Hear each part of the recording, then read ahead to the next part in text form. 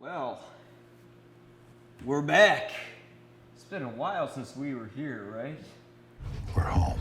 One glaring problem with the movie that I had in general, that I have with most films, is that it looks too digital. Everything is being shot in HD now on these Red cameras, and they don't naturalistically look the way our eyes enjoyed it. What the fuck did I just... Our eyes enjoyed it? They don't look naturally the way our eyes like to see a screen. I was reading a study once from a place I don't even remember because I'm a fucking moron, where it said the illusion of film flickering through a light, the illusion of movement, is more pleasing to the human brain. Because ultimately it's just like watching the best TV screen in the world as opposed to watching 24 frames flicker through light, which is a hypnotic and wonderful experience and should never go away. Than something that's actually moving through a CCD chip. A digital camera does not use film. Instead, it has an electronic sensor or chip behind the lens. And they tested this on a group of numerous people who saw a movie and film and digital, and unanimously it went towards film.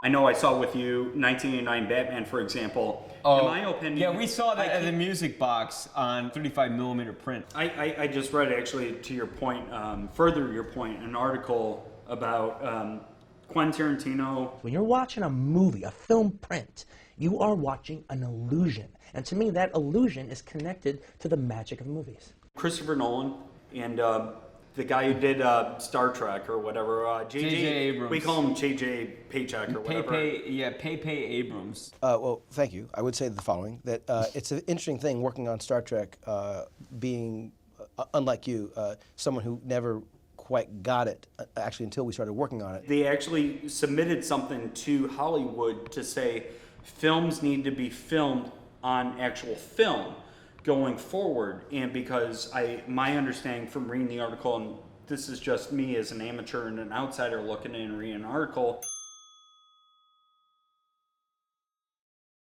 was a lot of people are going to digital, and it infuriated a lot of people in Hollywood.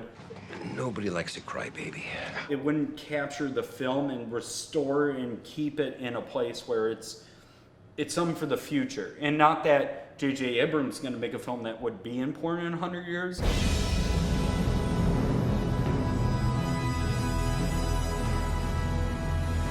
I think he said along the lines of, like, who the fuck wants to film on digital? As far as I'm concerned, they should have been shooting digital cinema 20 years ago.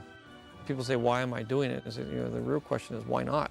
Digital is great. It has its purpose, but not for every single movie. And I get Hollywood's moving towards digital because it's much more cost effective than having to develop your film, which would cost lots of money. That's the problem with the digital in the sense, I mean, another aspect, I should say, not a problem, but another aspect one has to think, that this idea of the image that is digitized and you think will always be there and it's cheaper and it's faster. Anything cheaper and faster, it makes sense for the businessman to finance. The problem with storing movies on digital is they're on hard drives, and what happens to hard drives is eventually they just crash.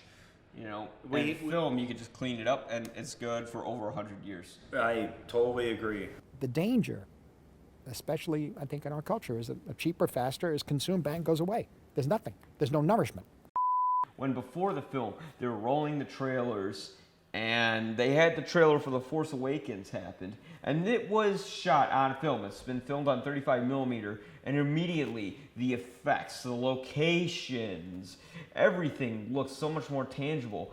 You felt like you could actually touch it, especially when you're seeing that Star Destroyer, the first shot as the camera's panning across the USB drive that Daisy Ridley is driving on. When you see that looks so gorgeous and naturalistic, and then you just see this glossy, clean Avengers film that honestly looks like a video game, you get turned off.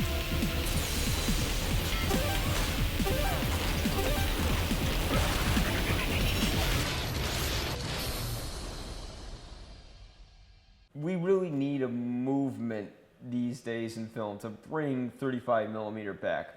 I know it's financially less ideal. It's like a supermarket.